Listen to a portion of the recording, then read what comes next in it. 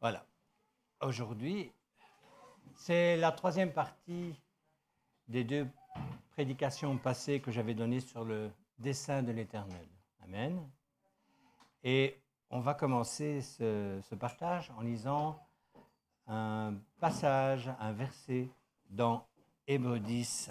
Et le verset qu'on va lire, c'est le verset 14. Hébreux 10, verset 14. Car, par une seule offrande, il a amené à la perfection pour toujours ceux qui sont sanctifiés. Amen. C'est un verset qui me remplit de joie. Parce que je sais que ce que je n'étais pas capable de faire, il l'a accompli pour moi. Cette offrande qui est le sacrifice de Jésus-Christ a différents aspects.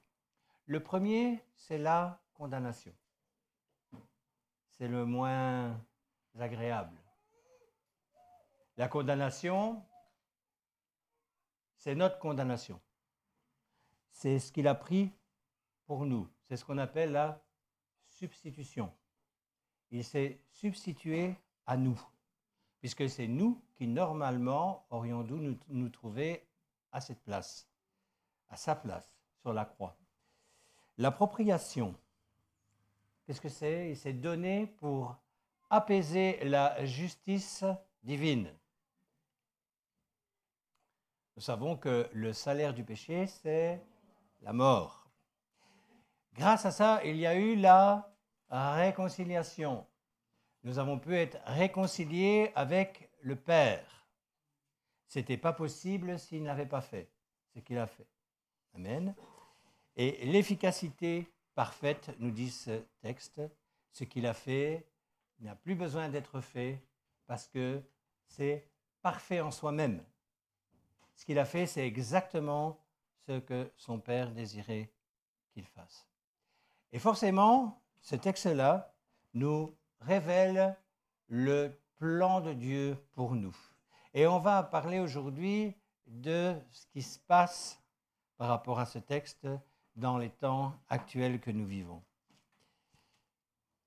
Tout à l'heure, dans la louange, vous ne pouviez pas savoir ce que j'allais apporter aujourd'hui.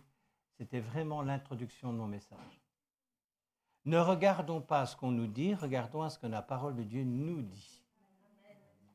Ne croyons pas ce qui est dit à l'extérieur, croyons ce qui est dit à l'intérieur.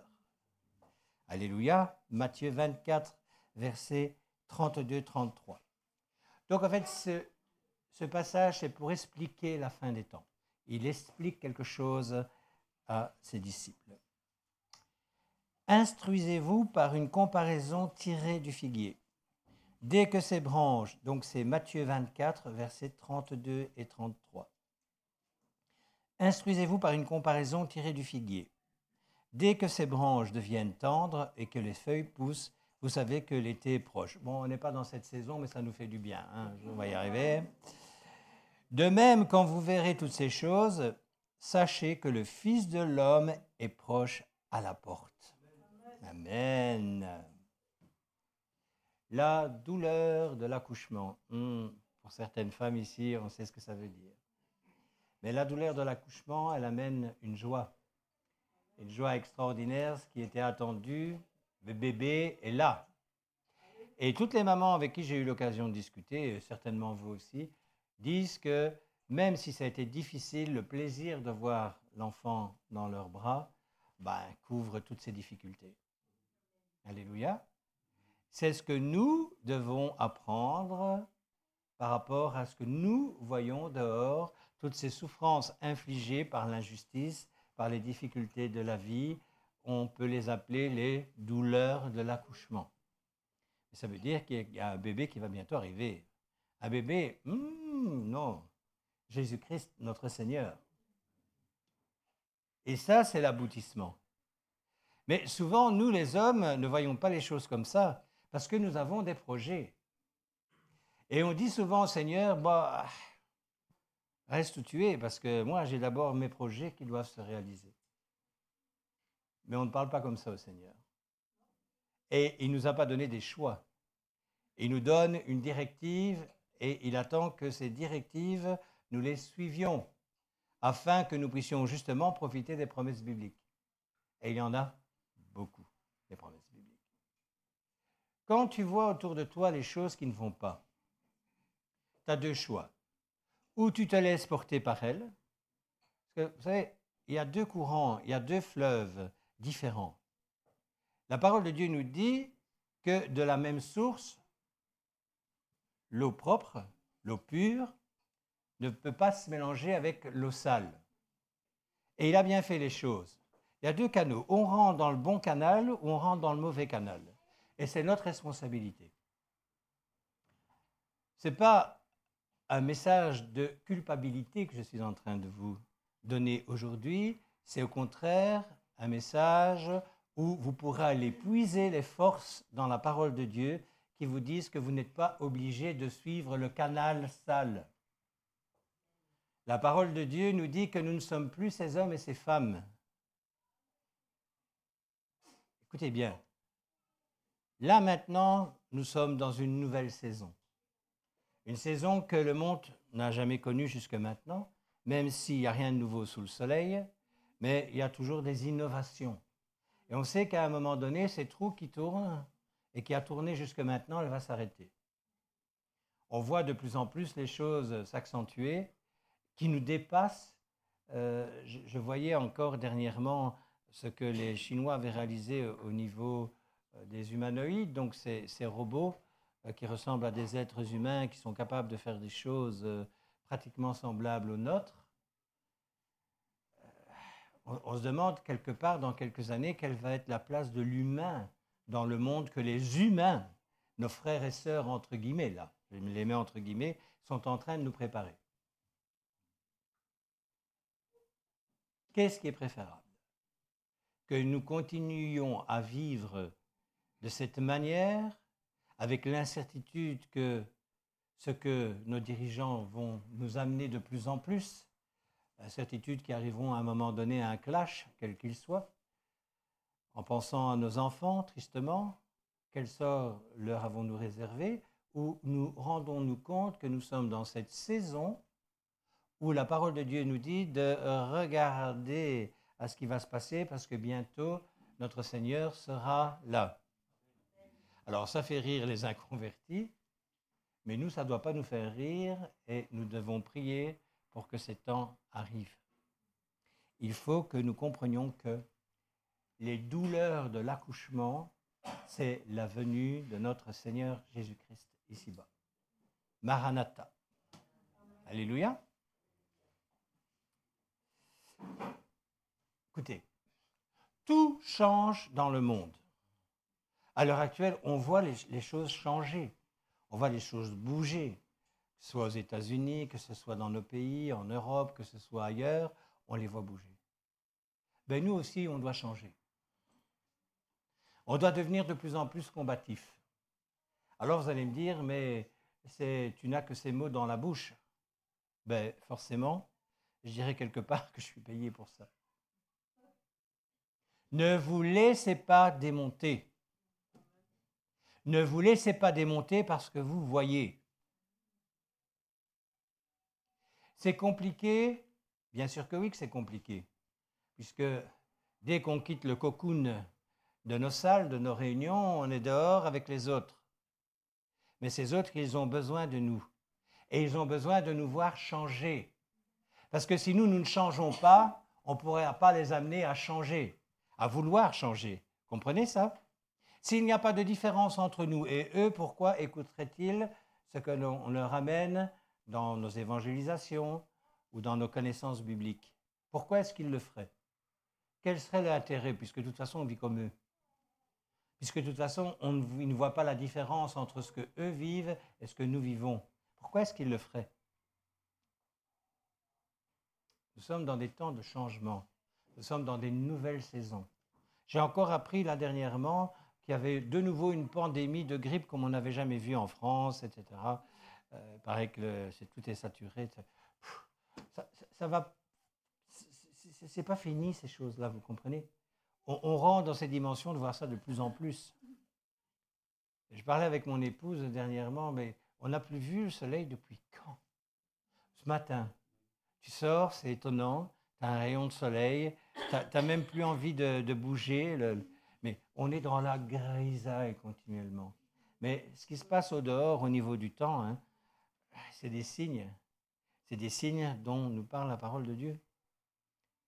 La parole de Dieu nous dit que ça va arriver, ces choses-là.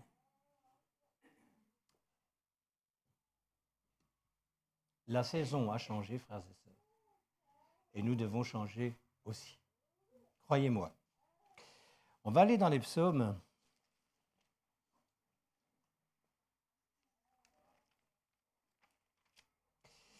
Et on va prendre le psaume 91. Et je vais vous lire les versets 1 à 7. Psaume 91, 1 à 7. Celui qui demeure sous l'abri du Très-Haut repose à l'ombre du Tout-Puissant. Je dis à l'Éternel, mon refuge et ma forteresse, mon Dieu en qui je me confie. Déjà là, est-ce que c'est une réalité? On peut se poser la question. Est-ce que c'est vrai?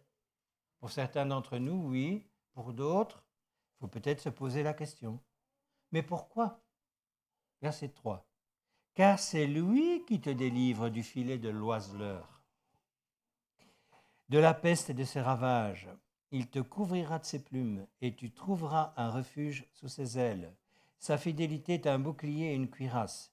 Tu ne craindras ni les terreurs de la nuit, ni la flèche qui vole de jour, ni la peste qui marche dans les ténèbres, ni la contagion qui frappe en plein midi. Que 1000 tombent à ton côté et 10 000 à ta droite, tu ne seras pas atteint. Amen. Frères et sœurs, est-ce que nous sommes montés au front contre l'oiseleur ou est-ce qu'on le laisse faire? Est-ce que nous lui disons, toi, je t'ai vu, je te connais, tu n'es pas mon ami, et comme tu n'es pas mon ami, mon Seigneur me donne le droit de te chasser dans le nom puissant de Jésus-Christ. Tu vas me lâcher les baskets. Est-ce qu'on est rentré dans ces dimensions de combat? Oui, pour certains. Moi, je sais qu'il y a des courageux parmi nous et qui se battent depuis longtemps. À vous, je dis, ne lâchez rien. Continuez, vous êtes sur la voie de la victoire divine. Parce que Jésus-Christ a déjà tout gagné à la croix. Parce qu'il a tout accompli à la croix. Il a vaincu nos péchés, nos maladies, etc., etc. Et pour ceux qui n'ont pas encore commencé, mettez-vous au travail. Dites-lui, celui en qui je crois, ce n'est pas en toi. Tu es un menteur, tu es le père du mensonge. Je crois au Seigneur des Seigneurs, celui qui m'a donné la vie. Amen. Mais souvent, nous nous laissons porter par le canal qu'il a mis au point. Et ce canal qu'il a mis au point, c'est tout ce qu'on connaît. Il est le prince de l'air. Ah ben les médias, là, s'en donnent à cœur joie. Il y a des choses qui sont incroyables. Quand on écoute les médias, quand on rentre dans la dimension de suivre l'actualité, eh ben moi, je vous dis que ça fait des années qu'on devrait être en guerre. Oui ou non? Tu n'as jamais rien remarqué? C'est de pire en pire, de pire en pire. Ben, il n'y a rien qui bouge. En fait, Dieu permet ou permet pas. Et c'est pas ce qu'on essaye de nous inculquer comme fausse nouvelle qui doit nous empêcher d'avancer avec Dieu. Qu'est-ce que Dieu dit de nous? Qu'est-ce qu'il dit de nous en tant qu'enfants de Dieu? Il dit qu'il va nous délivrer des filets de l'oiseleur. Est-ce que c'est ça qui est vrai ou ce que l'autre nous raconte? Eh oui. Il faut arrêter de se laisser distraire par toutes ces fausses informations, par toutes les distractions, parce que forcément, quand il y a des mauvaises informations, on va chercher à échapper aux informations qu'on reçoit. Et on va chercher des distractions pour compenser l'inquiétude que les informations que nous recevons nous communiquent. On se laisse toucher, on ne se laisse pas toucher. Alors c'est compliqué. Moi, ça fait des années que je me bats contre ça. Mais, alléluia, grâce à lui, je suis encore debout. Il y a moyen, à partir du moment où on croit ce que nous dit la parole de Dieu, si nous avons une relation avec notre Seigneur, nous sommes plus que vainqueurs parce qu'il a déjà tout gagné. Alléluia. Il a déjà tout gagné. Et on a déjà une place réservée à ses côtés. Alléluia.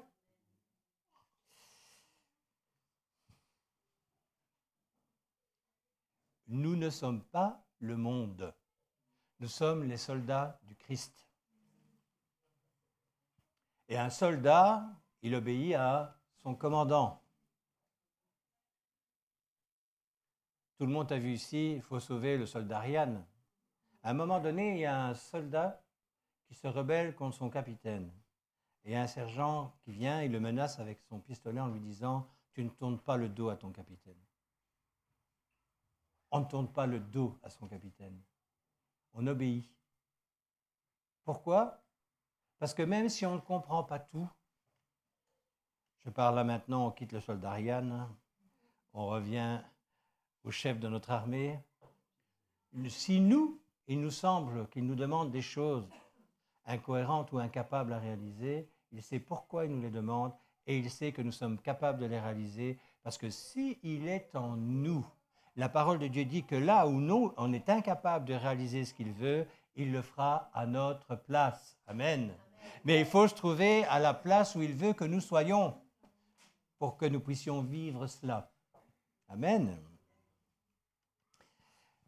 Il y a une chose aussi, on ne peut plus perdre de temps. Le temps, il est court. Et la parole de Dieu nous dit qu'il faut le racheter. Il faut vraiment qu'on soit conscient de ça. On est dans des temps où il faut vraiment s'entraîner tous les jours pour être des soldats combatifs. C'est compliqué. Je vais vous dire quelque chose. Laissez-vous aller. Laissez-vous aller. Parce que vous n'avez pas envie d'être combatif. Vous allez voir quelle va être votre vie d'ici très peu de temps. Parce que n'oubliez pas, on ne peut pas aller d'une armée à une autre. On fait partie d'une armée ou d'une autre. Et si vous retournez de temps en temps dans l'armée que vous avez quittée, quand vous avez fait alliance le jour de votre baptême avec votre nouveau Seigneur, vous croyez que l'autre Seigneur que vous avez abandonné va vous laisser tranquillement vivre votre petite vie? Vous croyez vraiment?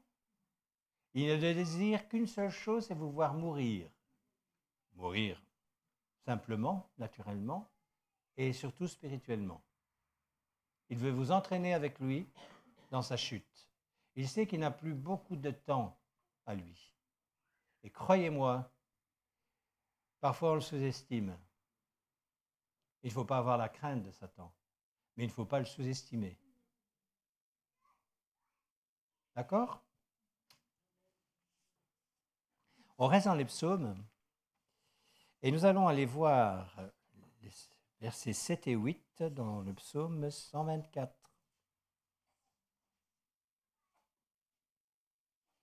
C'est un rappel de ce que je viens de dire maintenant. 124, versets 7 et 8. Notre âme s'est échappée comme l'oiseau du filet des oiseleurs. Le filet s'est rompu et nous nous sommes échappés. Notre secours est dans le nom de l'Éternel qui a fait les cieux et la terre. Amen. Nous avons besoin du secours de notre Dieu. Et pour être secouru par lui, il faut lui appartenir pleinement. C'est-à-dire que la parole de Dieu nous dit bien sûr que là où nous sommes infidèles, lui restera fidèle. Mais plus on s'approche de lui dans la fidélité, plus ce sera facile pour chacun d'entre nous. Pourquoi? Parce que quand on a une relation de proximité, c'est facile de demander quelque chose. Je vais prendre un exemple courant. J'ai besoin d'un mouchoir. Comme je vis avec mon épouse, je l'appelle, je lui demande un mouchoir, elle va me le donner. Mais vous savez que de temps en temps, elle est à Poitiers. Si j'ai besoin d'un mouchoir et qu'elle est à Poitiers, même si c'est mon épouse, j'ai beau lui demander un mouchoir, elle va me dire débrouille-toi. suis à 550 km. C'est une image qui représente souvent ce qui se passe dans notre relation avec le Seigneur. Seigneur, j'ai besoin d'un mouchoir. On est à 500 bornes, hein, toi et moi. Heureusement, c'est une image. On sait que rapidement, on peut revenir dans la relation. Mais pourquoi la quitter? Pourquoi la casser? Parce que souvent, nos désirs, notre chair n'est pas en accord avec ce qu'il désire pour nous.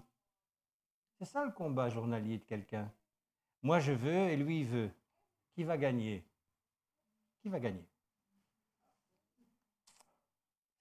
Ésaïe 11.2 nous dit qu'il faut que nous ayons la connaissance et la crainte de l'Éternel. Amen. Vous savez, le piège de Satan, le plus gros, c'est que nous devenions comme tout le monde. J'ai parfois entendu des choses ici qui m'ont dérangé. Et je vais vous dire lesquelles.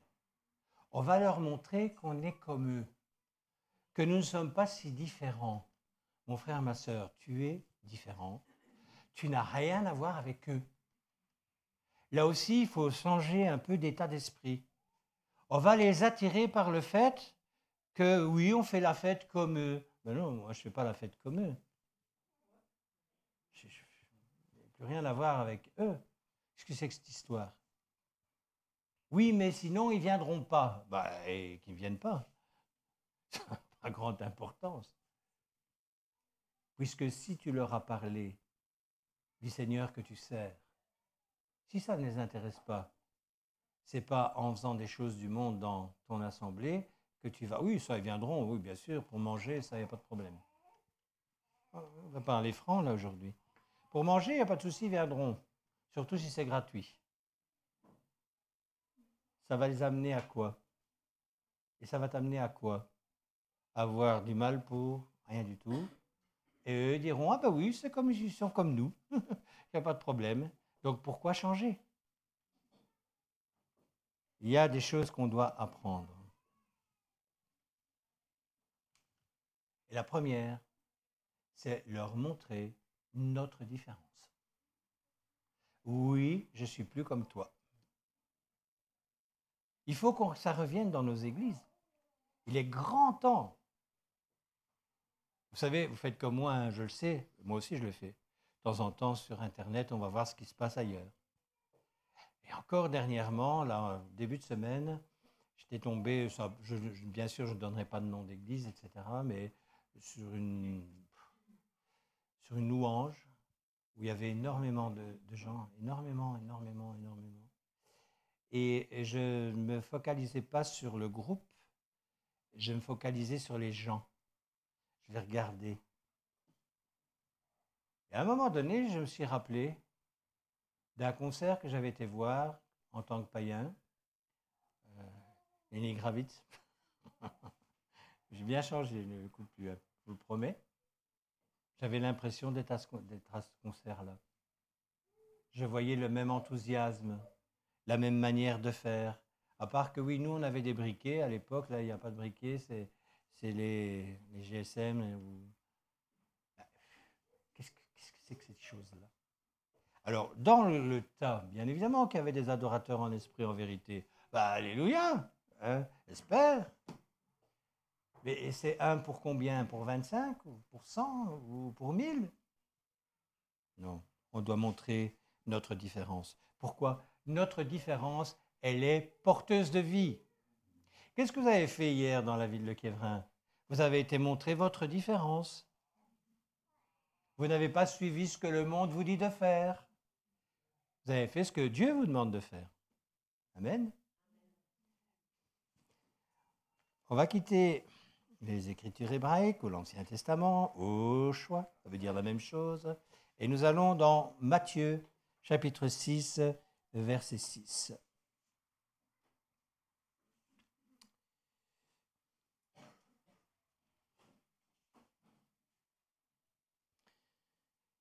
Mais quand tu pries, entre dans ta chambre, ferme ta porte et prie ton Père qui est dans le lieu secret, et ton Père qui voit dans le secret te le prendra.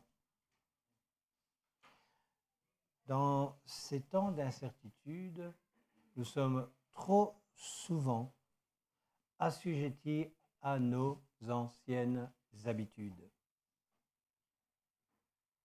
Qui prend encore le temps réellement de faire ce que Matthieu, dans ce texte, nous demande? Il nous demande quoi? De prendre du temps avec notre Seigneur. Fermer la porte, ça veut dire je ne m'occupe pas de ce qui se passe à l'extérieur. Je veux vraiment avoir cette relation avec toi.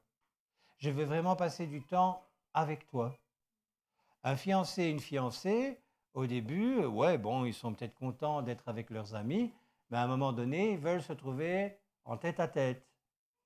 Pourquoi? Parce que même si c'est un amour qui n'est pas le même que celui que Dieu nous a donné, cet amour veut avoir cette relation d'intimité.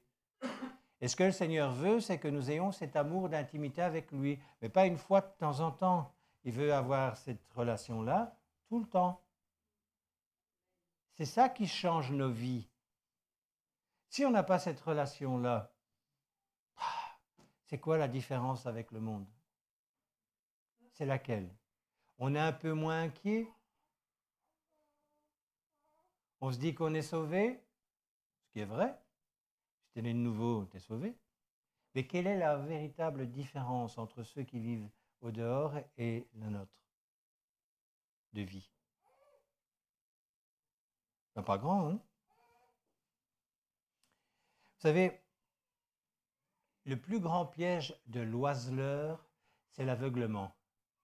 Vous savez ce que c'est qu'un oiseleur? C'est quelqu'un qui attrape des oiseaux avec des filets. Vous avez déjà vu comment c'est fait les filets? Comment c'est monté? C'est bien foutu, hein? C'est très bien foutu. Il y a des appâts, et bon, un oiseau, c'est pas si idiot que ça. Mais comme c'est fabriqué, je pense à ces pièges qui schpack. Donc ils mettent des oiseaux au milieu, qui sont souvent des vrais oiseaux, attachés bien évidemment. Ils appellent, les autres sont curieux, ils viennent voir ce qui se passe et ils se font attraper. Satan fait exactement la même chose avec nous. Bon, il peut nous attirer avec des choses qu'on aime bien, il peut nous attirer avec des choses qui nous font peur. Hier, je discutais avec quelqu'un qui avait des soucis avec les films d'horreur. Ce sont des choses que Satan emploie. Les craintes du lendemain, plein de choses. Tout ce qu'il peut, il va le mettre devant notre nez pour nous attirer. Et comme c'est un oiseleur de longue date, il connaît bien les appâts qu'il faut mettre pour attirer même les enfants de Dieu. C'est à nous à être intelligents, à être renouvelés dans l'intelligence, à refuser ses plans. Si nous avons une relation avec le Seigneur qui est puissante, on ne va pas être attiré par les pièges de l'oiseleur. Croyez-moi. Pourquoi? Parce que cette relation de proximité avec notre Seigneur va nous empêcher de rentrer dans cette dimension de nous laisser attraper.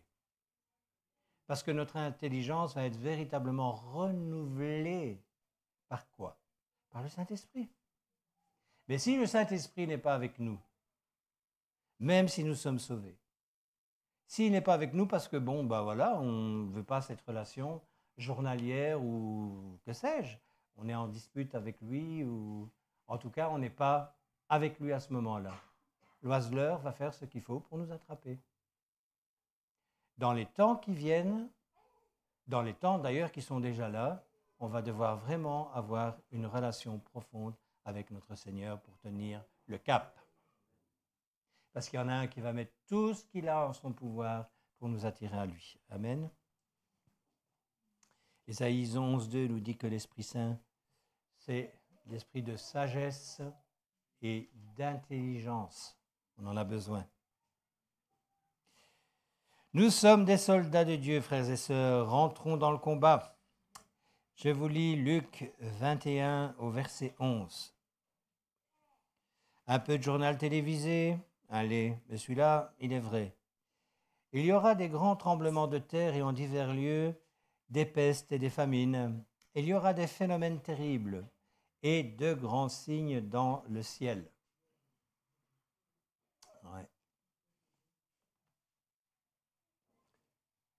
Vous savez, je me suis souvent demandé quel était le problème de Saül et de ses soldats devant Goliath. En fait, Goliath, écoutez bien ce que je vais vous dire, il était devenu leur nouveau Dieu. Ouais. Il craignait plus Goliath que Dieu. Quand tu te laisses avoir par Satan, c'est parce que tu crains plus Satan que ton Dieu.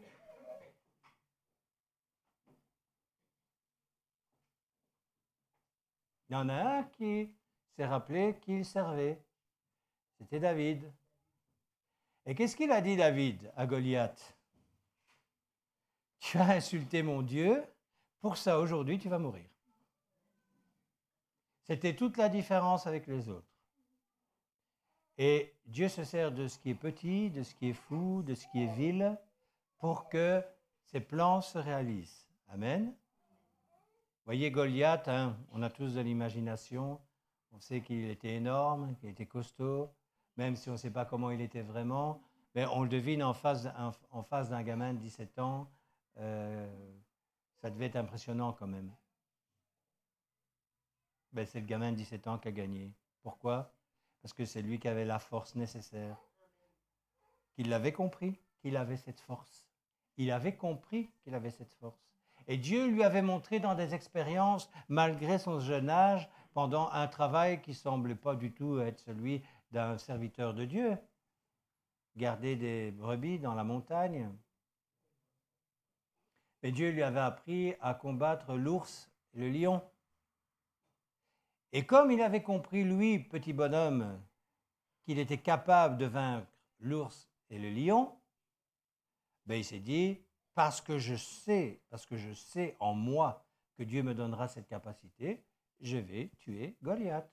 Et il lui dit simplement, il lui dit, aujourd'hui même, tu vas mourir parce que tu as insulté mon Dieu. Voilà. C'est simple à dire, à faire, autre chose. Un futur prédicateur, il commence. Il faut que nous nous souvenions d'une chose. La vie que nous menons ici, est celle qui nous amène à la vie éternelle. Amen? OK? On est d'accord avec ça? Ben oui. Ça ne peut pas être contesté. Pas par nous en tout cas. Vivons comme des hommes et des femmes qui ont acquis, qui ont reçu cette vie éternelle. Vivons-la tous les jours, pas une fois de temps en temps. Ne nous laissons pas déposséder. Dieu nous a tout donné pour que nous puissions réussir et lui veut nous déposséder, notre adversaire. Et c'est là où il faut lui dire non, je refuse, je ne veux pas. Je ne crois pas ce que tu dis. C'est difficile, bien évidemment, parce que souvent il se sert de ce que nous voyons. Il se sert de ce que nous voyons. Et surtout de ce que nous croyons. Amen.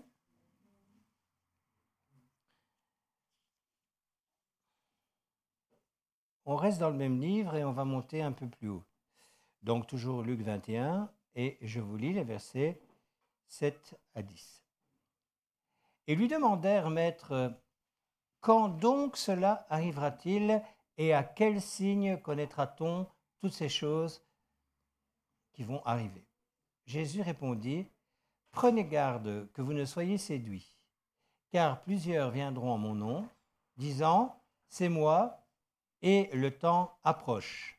Ne les suivez pas. Quand vous entendrez parler de guerre et de soulèvement, ne soyez pas effrayés, car il faut que ces choses arrivent premièrement, mais ce ne sera pas encore la fin.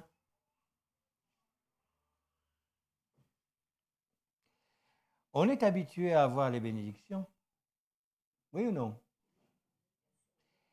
Et aussi le déni de ce qu'il dit sur pourtant ce qui est visible. Quand on est dans une assemblée, quand on est ensemble, qu'est-ce qui se passe? D'abord, on s'aime, on passe du bon temps ensemble, on prie les uns pour les autres, on voit les miracles s'accomplir. Okay.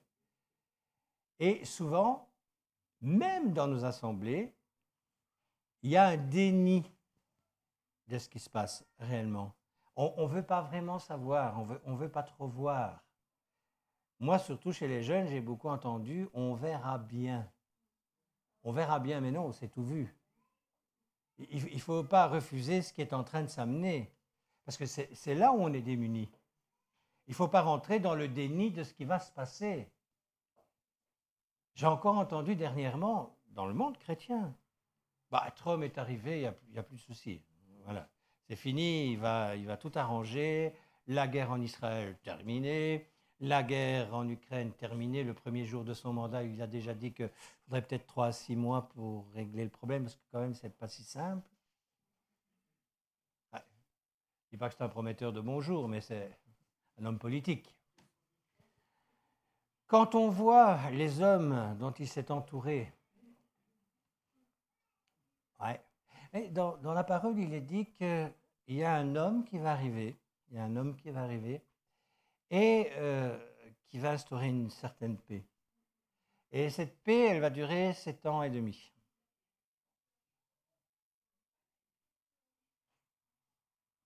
Et après quoi? Bon, alors maintenant, 1 jour et 1000 ans pour le Seigneur, c'est pareil. Donc, est-ce qu'une année pour nous représente une année réellement comme nous on le voit, 365 jours, je n'en sais rien du tout. Est-ce que Trump est un envoyé de Dieu? Je ne sais pas. Est-ce qu'il est celui qui va déclencher le retour de Jésus-Christ? Je ne sais pas. Mais en tous les cas, nous devons être prêts à combattre le bon combat. Et combattre le bon combat, c'est quoi? C'est de faire ce que Dieu nous demande. Faites de toutes les nations des disciples. C'est ça qu'il nous demande. Il ne nous demande pas de faire autre chose. Il nous demande de le glorifier. Alléluia. Il nous demande d'avoir cette relation avec lui qui nous permettra de le glorifier. Si on n'a pas de relation, on ne sait pas glorifier Dieu. Et il nous demande de marcher selon ses commandements, afin que nous puissions voir toutes les promesses se réaliser dans nos vies. C'est là-dessus qu'on doit se focaliser, pas sur ce qui se passe dehors. Ça sert à quoi? Regardez un peu ce qui s'est passé dans... C'est fou quand même, mais 14-18. C'était terrible, la guerre de 14-18. Ils ont sacrifié une génération de jeunes hommes. Et hop, pour rien du tout. 1940-1945. Pour les chrétiens de l'époque, imaginez être, il y en avait, hein, être une assemblée comme la nôtre en Allemagne en 1941. Imaginez. Vous commencez à voir toutes les crasses qui sont en train de se passer dans votre pays. Vous êtes là. Vous avez des enfants qui sont soldats dans la Wehrmacht, dans la SS. Ouais, il y en avait, hein. Comment est-ce qu'on réagirait maintenant? Comment ces gens-là ont-ils réagi face à ce qu'ils ont connu? Je ne sais pas, j'y étais pas. Mais je sais que le plan de Dieu continue d'être en action. Parce qu'aujourd'hui, je suis en train de vous parler, vous êtes en face de moi. Amen. Donc ne regardons pas à ce qui se passe au dehors, à ce qui va forcément arriver. Regardons à Jésus-Christ. Regardons au-dessus des montagnes. Regardons à ce qu'il nous promet si nous sommes des hommes et des femmes fidèles dans le service. Amen. Arrêtons de nous nourrir tous les jours des informations du siècle. Moi, je regarde le journal télévisé, je ne le cache pas, et il y a des fois, j'en ai marre. Parce que jour après jour, tu t'attends à la nouvelle catastrophe. En fait, quand on regarde le journal télévisé, et si vous lisez le texte que je viens de lire, vous ne perdez pas de temps, vous voyez ce qui se passe. Quand on regarde ce qui est arrivé à ces personnes qui habitent en Californie, quand on voit les incendies qu'il y a là-bas, pourtant, je ne sais pas si vous vous rendez compte, hein, c'est le coin où il y a le plus de richesses. Enfin, on n'imagine même pas. On parle de maisons de 300 millions, de 400 millions. À un moment donné, il y avait dans une cour, il y avait 2 Bentley, une Rolls. Donc déjà là, vous avez pour 300, 1,4 million de bagnoles, quoi. Ça nous dépasse. Et quand on voit que Dieu met en marche quelque chose, on va dire, ce n'est pas Dieu qui a fait ça, il l'a permis. Hein, okay? Désolé. Hein. Au moins, c'est permis. Tu as beau avoir tous les pompiers du monde, tu peux avoir toutes les ressources financières que tu veux avoir. Les maisons, elles ont cramé. Il ne reste plus rien. Quand Dieu met en marche ce qu'il veut, c'est ce que Dieu veut qui va se passer. Parce que ces gens-là ont certainement dit au début, pas de problème, il y a les pompiers. Il y en a même qui ont payé des pompiers privés. Et alors, il y avait dans cette interview que j'ai vue, il disait aux journalistes, c'est pas excessif, hein, il paye les pompiers 10 000 euros. Un pompier, c'est 10 000 euros par jour. Et le gars, il en avait 4 à son service. Donc, 40 000 un jour, 80 000 2 jours, enfin, bref, le calcul, quoi. Ça nous dépasse. Mais sa maison a quand même cramé.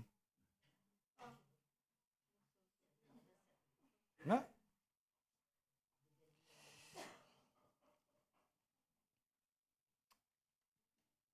Aujourd'hui, c'est le moment de prendre conscience qu'il faut nous dégager du filet de l'oiseleur, les frères et sœurs. Amen. Amen. Ça, c'est important. Je vais bientôt terminer. On va lire encore un texte dans 1 Corinthiens au chapitre 1. Et je vous lis les versets 18 à 25.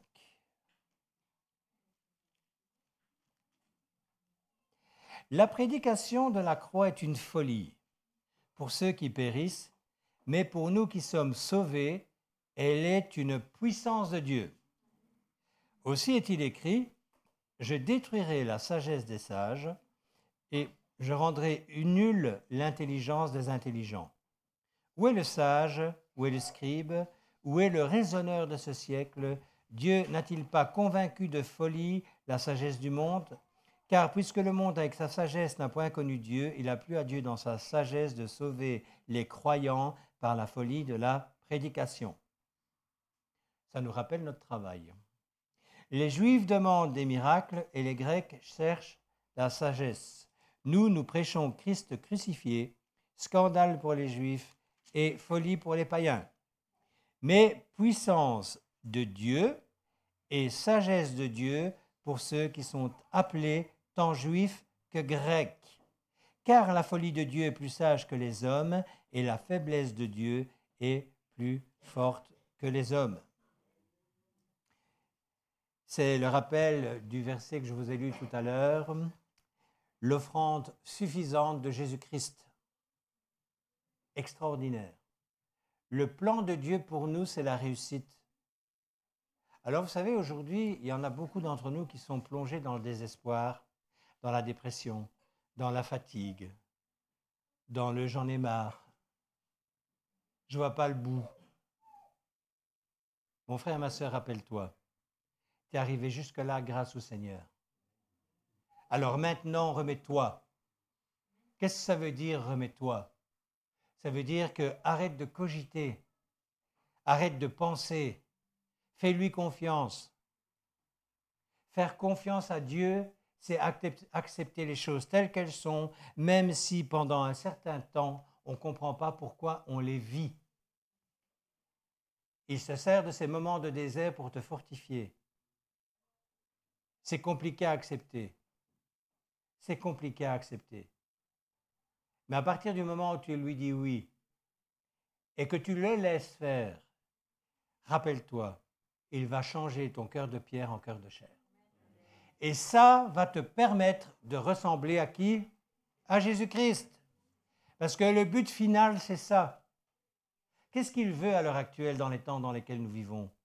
Que nous soyons des petits Jésus-Christ. C'est ça qu'il veut. Que nous allions dehors, comme vous avez fait hier, annoncer la bonne nouvelle. Pourquoi? Parce que la parole de Dieu nous dit qu'il ne veut pas qu'un seul de ceux qu'il a appelés ne se perde et qu'il use de patience pour tous ces hommes et ces femmes-là. Donc, nous devons user de patience, même s'il y a des choses qui ne nous plaisent pas dans la vie actuelle. Et nous devons lui dire merci parce qu'il se sert de nous. Rappelez-vous, 4 couronnes seraient certaines, il y en a 5, je vous l'ai expliqué. Mais ces couronnes-là, on pourra lui donner que si nous avons été des hommes et des femmes fidèles dans le service. De toute façon, il va les reprendre après, parce que ce n'est même pas pour nous, c'est pour lui. Mais en tous les cas, on ne va pas arriver démunis. Amen. Je vais vous lire un dernier texte dans les psaumes 18, verset 2. « Éternel, mon rocher et mon lieu fort, celui qui me délivre, mon Dieu, mon rocher, en qui je me confie. » Cette vérité en 2025, nous ne devrons jamais l'oublier, parce que les temps qui viennent vont être particuliers. On a changé de saison. On a vraiment changé de saison. Hier, comme vous, je roulais en voiture et il y avait ce temps. C'est la tempête, hein. Il y avait vraiment la tempête. Vous savez, ce vent désagréable, il gèle pas, mais le vent est froid. En plus, il y a la pluie, c'est un peu de la neige fondante. Et je me dis, mais qu'est-ce que je fous encore dans ce pays? Mais même à l'âge que j'ai, qu'est-ce que je fous encore dans ce pays? Je connais des pays où c'est pas comme ça. Et le Seigneur m'a dit, quand je dis le Seigneur m'a dit, c'est une conviction. Je n'ai rien entendu. Tu es là parce que je veux que tu sois là. Point. Tu n'as pas à discuter. Il m'a dit, tu es là parce que c'est moi qui t'y ai mis. C'est tout. Paul, 3 fois, je t'en prie Seigneur, enlève-moi cette écharde. Réponse de Dieu, ma grâce te suffit. Terminé, on n'en parle plus. Il lui disait, là, il faut arrêter de m'agacer, je t'ai dit, ma grâce te suffit. On a un Dieu exigeant, mais ça, on n'aime pas. Le Dieu que l'on sert souvent, c'est celui qui nous guérit, qui nous amène des bonnes choses. Là, on l'aime, celui-là. Mais le Dieu qui est exigeant, on ne l'aime pas du tout. Et vous savez comment il nous montre l'exigence qu'est la sienne? Il met des hommes et des femmes à nos côtés qui vont nous user. Oui, oui, oui. Absolument. Qu'est-ce qu'il a fait avec nous, le Seigneur? Qu'est-ce qu'il a fait avec nous, le Seigneur? On croit qu'on est meilleur que celui qui est à côté de nous. Tu crois ça, hein? Tu crois ça? Ton péché est moins grave que le sien, mais mon frère, ma sœur, t'oublies ça. Toi, tu as reçu la grâce. Et maintenant, ton travail, c'est de communiquer la grâce. Et ce qu'il y a, c'est que le temps nous use. Parce que souvent, on voudrait voir les choses avancer dans ce qui nous gêne. Et lui, il ne répond pas. Vous savez, hier, on discutait de quelque chose d'incroyable. Il y a 2 personnes qui m'ont demandé de prier pour elles, pour donc un problème de maladie. Il y en a un qui a été délivré instantanément, et l'autre pas, et pour cette personne, je prie depuis très longtemps. Et je parlais avec cette personne, et je lui dis, parce qu'elle me disait, mais comment ça se fait que, voilà, lui, t'as prié pour lui, il a été guéri, et moi pas. Et j'ai répondu ceci. Et je savais que c'était ce que je devais lui répondre. Lui était prêt pour recevoir la guérison et toi, tu ne l'es pas. Alors, elle m'a posé la question de savoir ce que je voulais dire. Je lui ai dit, Dieu, il te connaît mieux que quiconque. Il sait ce dont tu as besoin. Tu crois ça? Elle m'a dit, oui. Je lui ai dit, donc, si tu n'es pas guéri maintenant, ce n'est pas le jour de ta guérison. Il y a un temps défini où tu seras guéri. Ce n'est pas moi qui vais décider. Et je lui ai dit, on peut prier tous les jours, à toutes les heures. Si ce n'est pas le moment, ça ne sert à rien. On doit apprendre à accepter la manière dont Dieu agit avec nous. Amen. Arrêtez les discussions folles. Là aussi, écoutez bien ce que je vais vous dire. De plus en plus, on nous raconte qu'il faut revenir à des choses, alors que la parole de Dieu nous dit que tout est suffisant en Christ. Ce qu'il veut, c'est qu'on devienne des adorateurs en esprit et en vérité. Ça, par contre, dans le Nouveau Testament, là, il insiste. Vous ne savez pas ce que vous adorez. Vous ne connaissez pas celui que vous adorez. Mais de grâce, arrêtons de perdre du temps avec des doctrines qui n'amènent qu'à des discussions stériles, qui ne sauvent pas. Vous savez, les doctrines qui ne sauvent pas, elles sont diaboliques. Ouais. Parce que la doctrine du Seigneur, elle sauve. Amen. Le travail que vous avez effectué hier, ça sauve. Vous annoncez la bonne nouvelle. Tous les enseignements qui vont nous distraire ou nous ramener sous la loi qu'on ne connaît absolument pas, on n'a jamais été sous la loi, à quoi est-ce que cela sert? Je vous pose la question. À quoi est-ce que cela sert? C'est une bonne question quand même. On n'a déjà pas beaucoup de temps pour faire ce que Dieu nous demande, et le peu qu'on lui donne, c'est pour nous envoyer dans des discussions folles et inutiles. Revenons à lui. Amen. Je termine. Écoutez bien. On a besoin du Saint-Esprit. Oui?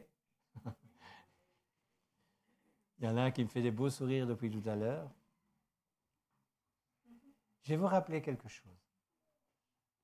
Ésaïe 11.2. Esprit de sagesse et d'intelligence. Ésaïe 11.2, toujours. Esprit de conseil et de force. Ésaïe 11.2, encore. Esprit de connaissance et de crainte de l'Éternel. Dans Jean 14.26, il nous est dit qu'il est le consolateur. Dans Jean 16, verset 13, l'esprit de vérité. Dans Romains 4, l'esprit de sainteté. Dans Romains 8.2, l'esprit de vie. Dans Romains 8.9, l'esprit de Christ. Dans Romains 8.15, l'esprit d'adoption. Dans 1 Corinthiens 3.16, l'esprit de Dieu. Dans 2 Corinthiens 4.13, l'esprit de foi. Dans Éphésiens 1.17, l'esprit de sagesse et de révélation. Dans Hébreux 9.14, l'esprit de l'Éternel. Dans Hébreux 10.29, l'esprit de grâce. Nous avons besoin du Saint-Esprit. Parce que quand nous l'avons reçu et quand il est en nous, il y a plein de choses qu'on va pouvoir réussir à faire. Amen. On va terminer ce partage sur le dessein de l'Éternel, cette troisième partie. Et les amis internautes, j'espère que ça vous a fait du bien. En tout cas, moi, ça m'a fait du bien de le préparer, de me rappeler les promesses du Seigneur. Mais je suis persuadé que nous sommes vraiment dans l'attente, les temps de la fin. Alors, devenons des bons soldats. Soyons des soldats. Oui, Laurence, merci, c'est très gentil. Soyons des hommes et des femmes à l'écoute du Saint-Esprit. J'espère que vous passerez un bon temps, des bons temps avec votre Seigneur. Passez une bonne semaine. Je rappelle aussi pour ceux de l'eau vive qui nous écoutent que ce lundi à 20h, nous avons la réunion de prière et ce mercredi à 19h30, notre réunion d'enseignement. Soyez bénis et passez une très bonne semaine.